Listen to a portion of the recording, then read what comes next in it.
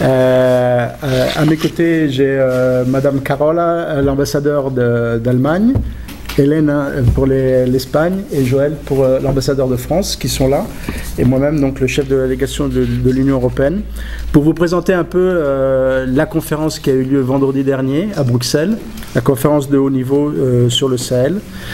C'était une conférence qui a été organisée par l'Union européenne et co-présidée par l'Union africaine, le G5 sous la présidence du Niger. Et les Nations Unies, évidemment, aussi. Donc, ces 4 coprésidents ont coprésidé cette réunion qui a vu la participation exceptionnelle de 32 chefs d'État et de gouvernement, ce qui est quand même assez intéressant sur un sujet comme le Sahel, d'avoir cette participation très élevée, et de 60 délégations internationales. La conférence s'est déroulée sur 3 niveaux, autour de 3 sujets principaux que je vais rapidement énoncer. Et ensuite, je céderai aussi la parole aux collègues pour donner aussi leur point de vue.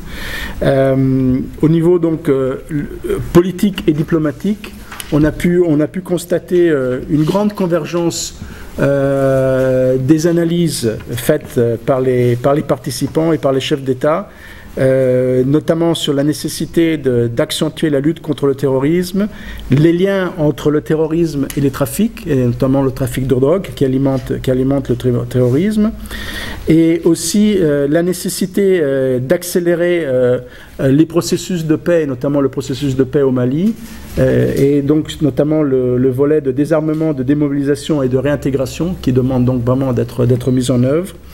Le soutien à un observateur indépendant de l'accord et au régime de sanctions souligné par la résolution du Conseil de sécurité des Nations Unies. Donc ça, c'est le volet politique. En plus, a été aussi évoqué souvent la crise libyenne comme un accélérateur de la crise au Sahel, et donc la nécessité aussi d'adresser la crise libyenne si on veut arriver aussi à une stabilisation de la région du Sahel. Donc ça, c'était au niveau politique et diplomatique. Au niveau de la sécurité, qui était vraiment le centre évidemment du débat de la conférence, c'était fondamentalement comment améliorer l'opérationnalisation de la force conjointe, et notamment arriver à un financement suffisant pour pouvoir lancer ces activités, ces opérations. Et là, je pense qu'on a eu un bon succès. Vous trouverez dans votre package les résultats financiers qui ont été engendrés, et vous verrez donc qu'on est arrivé à un chiffre quand même tout à fait respectueux de 414 millions d'euros, qui est fondamentalement le chiffre qui avait été demandé aussi par les chefs d'État du G5 Sahel. Et la conférence a permis d'engendrer, disons, à peu près 92 millions d'euros supplémentaires pour arriver donc à ce chiffre de 414. Au-delà de ce chiffre important, ont été évoquées aussi les questions de pérennisation du financement, et notamment donc la nécessité de continuer à œuvrer pour arriver à une résolution du Conseil des Nations Unies qui donnerait les possibilités de financement de la force par le système des Nations Unies, éventuellement aussi sous un chapitre 7, donc avec un mandat très robuste, plus que le mandat actuel. Et aussi la nécessité d'opérationnaliser tous les dispositifs qui ont été mis en place pour soutenir la force conjointe, tels que le fonds fiduciaire, et le comité de soutien et le comité de contrôle, qui sont des organes importants et qui doivent jouer en pleine complémentarité avec les instruments qui ont déjà été mis en place par l'Union européenne. Il a été aussi un chapitre important qui a été évoqué lors de la conférence, c'est la nécessité de renforcer et d'améliorer les relations entre la force conjointe qui, je vous rappelle, se décline en 3 fuseaux. Donc il y a le fuseau Est, le fuseau central et le fuseau Ouest, qui sont en train donc de se mettre en place progressivement. Et donc l'importance de renforcer, d'améliorer les relations avec les populations locales, la confiance des populations locales par rapport aux forces, et le plein respect des droits de l'homme et des droits humanitaires par les éléments de la force. Et à ce sujet, on a eu donc une conférence le 22, donc le jour avant la conférence du 23, qui a évoqué tous ces sujets, dans lequel un certain nombre d'experts et les pays membres du G5 ont pu parler de ces aspects-là.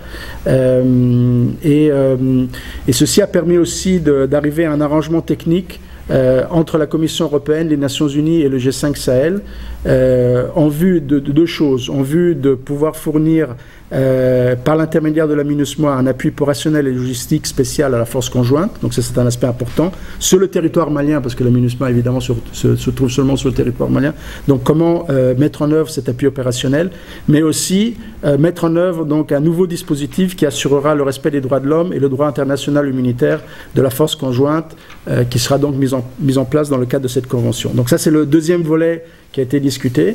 Et puis le troisième volet, évidemment, c'est le volet de développement, puisqu'on sait tous que c'est très important qu'avec la force et avec les questions de sécurité, on ait aussi les aspects de développement, notamment en mettant l'accent sur la présence de l'État dans les zones fragiles, les interventions dans les zones transfrontalières qui sont évidemment les zones les plus compliquées et dans lesquelles il est plus important de mettre en œuvre des programmes de développement avec une accélération des actions de développement.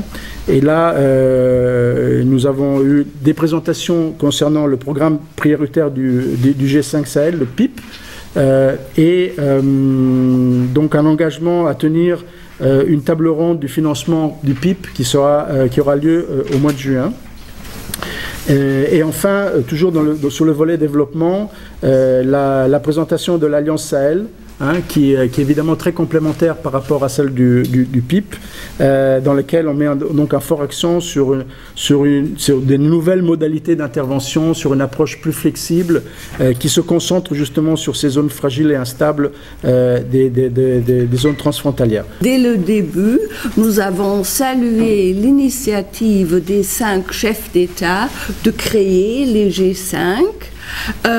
Nous, comme Union européenne ou communauté internationale, nous pouvons donner un appui, mais certainement la responsabilité, la priorité, c'est les pays membres, ce sont les 5 gouvernements, et je crois aussi par la nouvelle initiative de créer la force conjointe, ils ont prouvé qu'ils veulent vraiment maîtriser ce processus.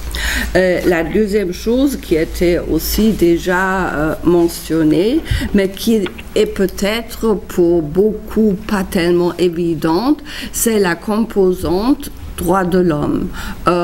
C'était traité pendant une conférence organisée par quelques pays nordiques le 22, et la raison, c'est simplement parce que on ne peut pas pérenniser l'effort sur le terrain si la population locale se méfie des forces.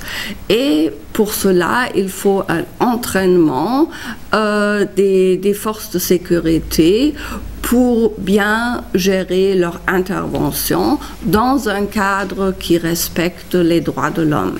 Et nous sommes prêts à apporter aussi nos efforts à cet aspect fondamental. Oui. Moi, je voudrais souligner que je pense que cette conférence est une étape charnière dans effectivement la mise en œuvre à la fois du G5, de la force conjointe et à la fois du volet développement.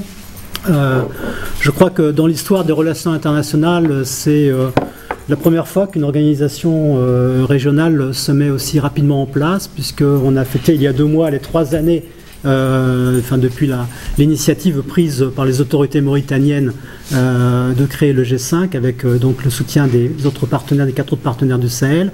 Et je trouve qu'en 3 ans, beaucoup de chemin a été fait très concrètement, où maintenant on dispose de tous les instruments à la fois juridiques, financiers, les instruments militaires, et puis surtout une mobilisation de la communauté internationale dans son ensemble.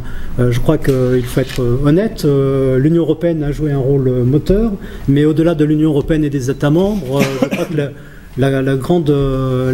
les grands mérites de ces dernières semaines ont été que c'est l'ensemble de la communauté internationale, également non européen, non européennes qui ont décidé de soutenir activement le G5 Sahel, à la fois dans sa partie militaire et développement. Vous savez que bien sûr un certain nombre de pays musulmans, donc l'Arabie Saoudite ou les Émirats arabes notamment, apportent une contribution significative.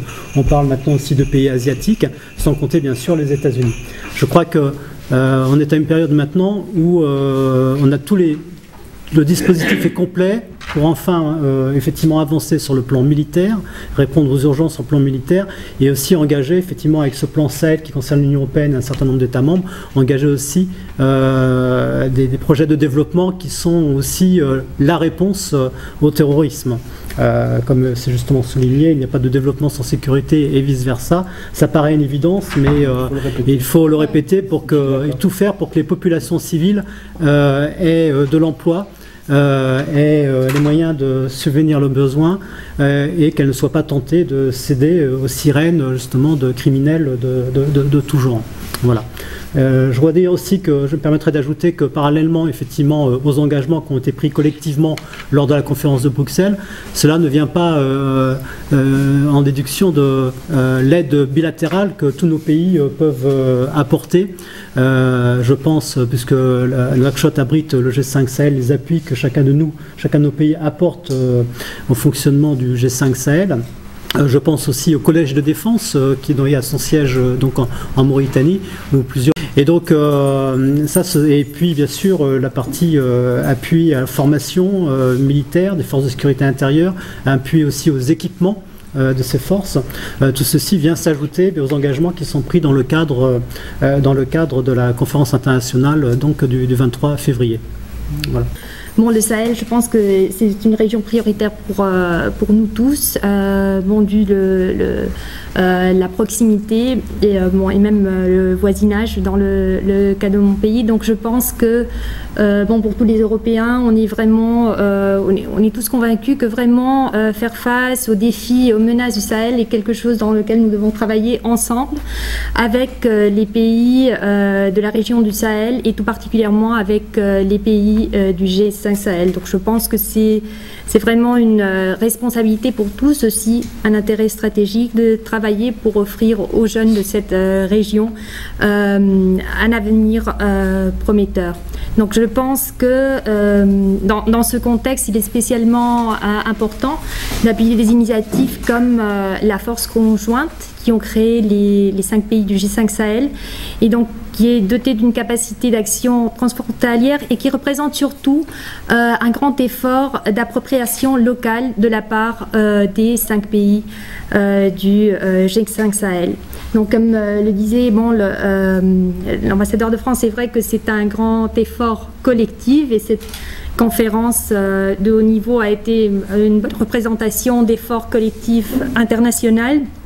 Mis à part, il y a aussi des apportations bilatérales comme sont par exemple la livraison de matériel qui peuvent être faits au bataillon mauritanien ou la contribution à travers la formation au collège sahélien de défense ou des appuis comme le développement, ça a été dit ici et je voudrais aussi le souligner, le répéter, il y a un grand lien entre sécurité et développement. Et donc les contributions bilatérales aussi qui sont faites en matière d'aide au développement au pays du G5 Sahel sont tout aussi importantes. Donc je pense que toutes ces contributions de nous tous montrent un compromis fort avec une région d'un grand intérêt stratégique. Je pense qu'en termes de financement, si vous lisez l'affiche, le communiqué, je voudrais attirer votre attention sur 2 chiffres. On parle de 414 millions pour ce qui concerne la force conjointe, on parle de 8 milliards pour le développement. Vous voyez quand même qu'il y a une certaine différence. Donc le développement, en fait, ce qui attire beaucoup l'attention des médias et de l'opinion, c'est cette nouveauté d'une force conjointe. C'est quand même quelque chose d'assez exceptionnel. Nous-mêmes en Europe, on n'a pas encore réussi à la faire. C'est quelque chose qu'on est en train de travailler depuis des années. Et vous, au G5, en 3 ans, vous avez réussi à mettre en place quelque chose qui est quand même assez exceptionnel. Donc, c'est clair que c'est un peu ça qui attire l'attention des médias, des gens, etc. Mais si vous regardez les chiffres, c'est beaucoup plus important ce qu'on donne en termes de développement que ce qu'on donne en termes de sécurité. Et ce qu'on attire, au fait, ce qu'on voudrait attirer sur les questions de développement, c'est pas seulement le fait d'annoncer beaucoup d'argent, mais aussi d'annoncer une accélération et une manière de faire un peu différente par rapport à ce qu'on a fait jusqu'à maintenant. Et c'est un peu ce que préconise l'Alliance pour l'Alliance Sahel, c'est de dire, essayons vraiment de travailler dans une nouvelle approche qui est plus flexible, plus rapide et qui répond plus aux exigences d'occuper le terrain là où il y en a le plus besoin, c'est-à-dire dans les zones fragiles, dans les zones transfrontalières, dans les zones où l'État est souvent absent. Et donc, c'est par cette absence de l'État qu'on a permis justement le développement, notamment dans la région du nord du Mali, des réseaux de trafiquants et de djihadistes. C'est un peu ça la réponse qu'on voudrait donner sur les questions de développement. Les contributions des pays du G5 sont comptabilisées. Elles sont prévues à la hauteur de 10 millions d'euros pour chaque pays du G5. Et en fait, c'est une contribution en nature. Hein. C'est-à-dire, ce n'est pas un versement financier, mais on a considéré que pour chaque pays, l'effort, disons, de mobilisation des troupes, des matériels, de l'ensemble, disons, du dispositif est équivalent à un montant de 10 millions d'euros par pays. Donc ça, dans les 414 millions, en fait, si vous regardez le tableau, il y a 50 millions du G5 qui sont dans la colonne du G5. Donc ça, c'est la question. Concernant les modalités de financement, donc des apports financiers, il existe deux systèmes, si vous voulez, mais qui sont coordonnés et complémentaires les uns des autres. L'Union européenne a mis en place un système qui s'articule sur 2 niveaux. Un premier niveau qui est au fait un niveau qui sert à l'ensemble de tous les partenaires et pas seulement de l'Union européenne. C'est un centre de coordination, ce qu'on appelle un Coordination Hub. C'est un centre qui se trouve à Bruxelles, qui est géré par l'état-major de l'Union européenne, hein, et qui met en fait en synchronisation les besoins de la force et les propositions des partenaires, de manière à éviter des doublons, de manière à ce qu'on sache qui paye, qui finance quoi. Hein. Et ce système de coordination va être mis à disposition, ou est mis à disposition maintenant du secrétariat permanent du G5, qui va lui mettre en place ce qu'on appelle un comité de soutien, mais qui encore n'existe pas. Donc l'idée, c'est de soutenir la mise en place du comité de soutien, et le Coordination Hub va être au service du comité de soutien, et quand le comité de soutien sera suffisamment fort et équipé, le Coordination Hub va disparaître. Donc ça, c'est la réponse concernant la coordination des efforts. Sur le Mali, je ne sais pas si, si quelqu'un de vous... bon, moi j'ai beaucoup travaillé au Mali dans le passé, donc je peux vous donner mon point de vue personnel. Mais ça vaut ce que ça vaut. Je pense qu'il y a un engagement des autorités maliennes à tenir ces élections. Je pense que c'est un engagement important. Il faut qu'ils le respectent. C'est clair que la situation sécuritaire dans beaucoup de régions du Mali n'est pas facile. Je pense qu'il y aura une mobilisation notamment de la MINUSMA et des autres partenaires pour pouvoir aider le Mali à tenir ses élections dans les meilleures conditions possibles. Donc nous pensons que c'est faisable. Ce ne sera pas facile, mais je pense que c'est faisable.